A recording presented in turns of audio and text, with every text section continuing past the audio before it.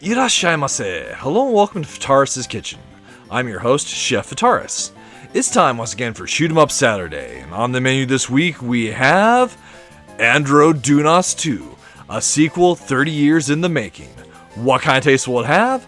Let's get cooking and find out. From developer Picconin Soft and publishers Pixel Heart, Just for Games, and Studio Storybird, Andro Dunos 2 released for the Nintendo Switch, the PlayStation 4, and the PC via Steam in March of 2022. Now that wasn't its initial release. It originally came out for the Nintendo 3DS in 2021, so I guess it's actually technically a sequel 29 years in the making. The original Andro Dunos released for the Neo Geo from developer Visco in 1992. So this title came out that far afterwards, and it does have some story elements and even the same main fighter, so it definitely ties in there.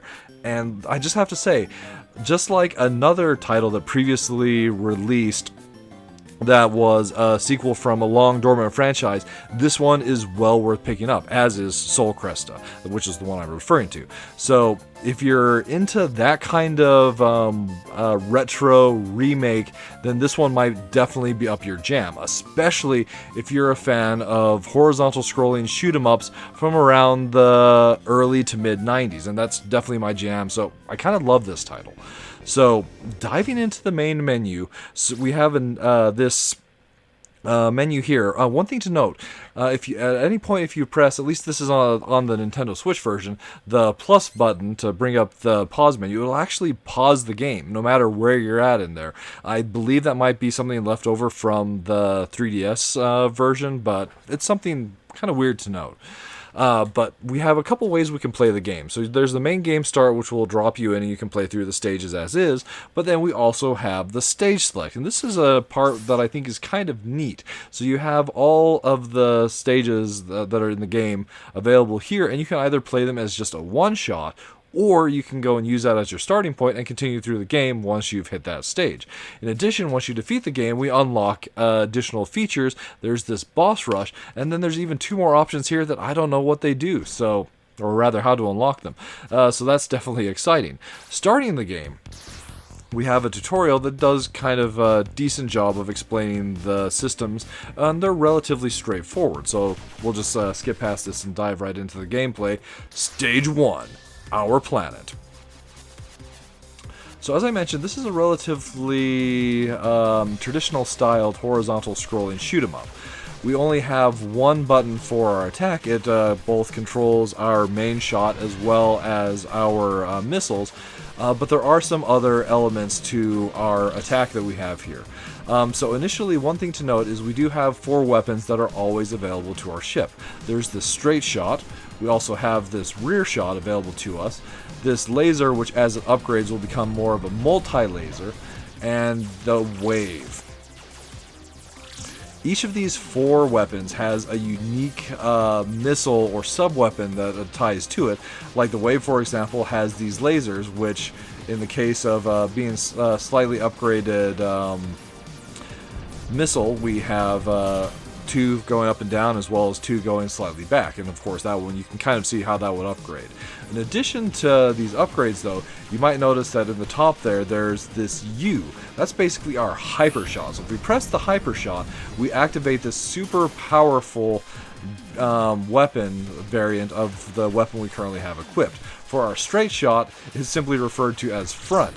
So it's a powerful, basically these exploding shells that we fire forward that deal a lot of damage, cancel enemy bullets. Whereas for the multi-laser, for example, we use that, we get this awesome rolling laser, which is really handy at taking out enemy units when we're being swarmed. So one thing to note, it's possible to go level up the weapons, but the weapons themselves each level up individually. So the various power-ups that we've been seeing, the S power-up is for our shot, and it will level up the current shot by 1 level. Then there's an M power-up, which powers up our secondary or missile. and the U, which powers up our hyper shot. Each of the individual shots will power up from level 1 all the way up to level 7. In Journey, the easiest difficulty, when you die, you don't lose any progress on these, but in later difficulties, say Arcade, you'll lose 1 level of your shot that you have currently equipped when you lose a life. So there is a somewhat big drawback to using the hyper shot. So your hyper shot, once it exhausts, you have a cooldown where the current weapon that you're using is reset all the way back to level 1. You can switch to other weapons after a short cooldown, but that's kind of the penalty for having infinite hyper shot, is we do have just that period of time where everything else is set to level 1, or rather the shot that you're using. It is possible to switch to another weapon after a short period of time, so say you're using the wave for your hyper, and then after the brief period where you can't swap, you can swap to your straight shot and you'll have the more powerful shot to use. So it's really important to know at what point you want to go and use your hyper, and then swapping weapons accordingly to make sure you're never caught at too weak of a point against the enemies or the bosses. So this is one of the features that I really love about the game. As you might have noticed, we were picking up these blue point orbs throughout the course of the stage, and they were collecting at the bottom of the screen.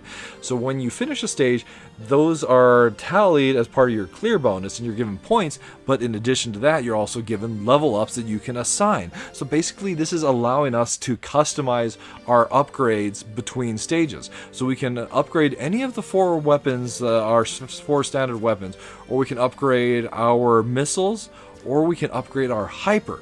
And if you have all those fully upgraded, or if you're just looking for doing a points run, you can even put those into points. So for our purposes, we'll throw another one into our straight shot and one into, say, the wave, and move on from here. So this is actually one of the features that I really love about the game, is just having the ability to upgrade between stages based off your performance, and at least on the easier difficulties, it's pretty easy to get the 2 power-ups. It looks like there's enough spot for 3, which I've never quite gotten myself, so that's something to maybe aim for, or something that might be possible on higher difficulty settings. So moving on to the second stage,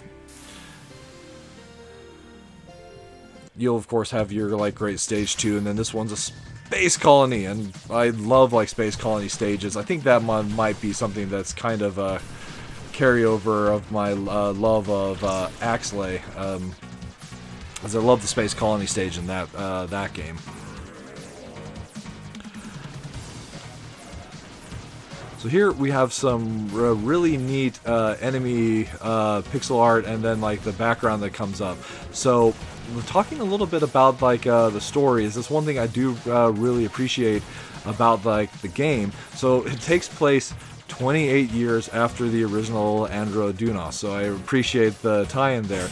28. Oh, so for this enemy here, as I was mentioning, you want to be wise about when you use your hypers or whatnot. So we'll use our hyper shot to try and make quick use of this particular mini boss. At any rate, as I was saying, this game takes place 28 years after the original Andro Dunos, which is significant as the game was licensed from the original developer Visco 28 years after the original release. So there's definitely that correlation there, which is just a little detail that I appreciate. In that Andro Dunos, the systems were similar to here, so they've kept the original systems, but they revamped them. But anyway, story-wise, so you had those 2 ships defending the planet against an alien force, and there were 2 ships. The one that we're currently piloting, the Yellow Cherry, and the Red Fox. So the Red Fox was so heavily damaged in that war that it's not possible to use it anymore. Rather, they used parts from that ship to create one functional ship to use against this particular alien force. Just a neat little bit of story, and it kind of explains why a game that was multiplayer is single player as well, although I guess it would probably have been due to its 3DS release. But so just wanted to go and show off. So once we power up this laser shot, it becomes an awesome directional laser, doing a great job of covering behind as well as in front. That said, for so many situations, I do really appreciate the wave. But we find ourselves at the second boss. So actually, the multi-laser here is a perfect choice. So, talking a little bit about, and that's basically Andro Dunos 2 served up for your enjoyment. So, as far as the minus flavors, there's not really many that I have. I basically kind of fell in love with the title and was really enjoying myself from the very first time I booted this one up. It's not perfect by any means, but for me it's a really, really enjoyable shoot 'em up that I can highly recommend. If there was anything that I would ding it for, it's not having a manual or a story page that we can read, as I would kind of appreciate a little bit more lore and maybe descriptions of like the weapons, the ship, all of that kind of stuff. I would love to have just a little bit more of that. But as far as the plus side is concerned, so the game is full of awesome pixel art. You've got a lot of different unique enemies throughout the course of your gameplay, really awesome boss design and boss fights. The second boss is a relatively standard core type boss to fight with, and you do encounter a few more of those throughout the course of your gameplay.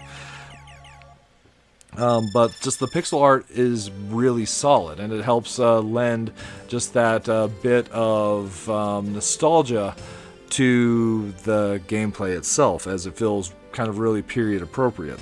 Then the game also has a really awesome chiptunes, kind of synth wavy soundtrack that feels very appropriate for something that would go and be like late 80s, early 90s, and it's just really a great soundtrack to jam to in this kind of shoot 'em up.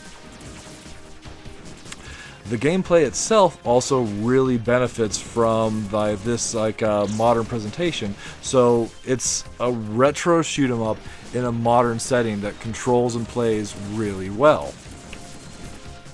And then my last plus flavor, I just love the way that the game upgrades, specifically when you clear a stage.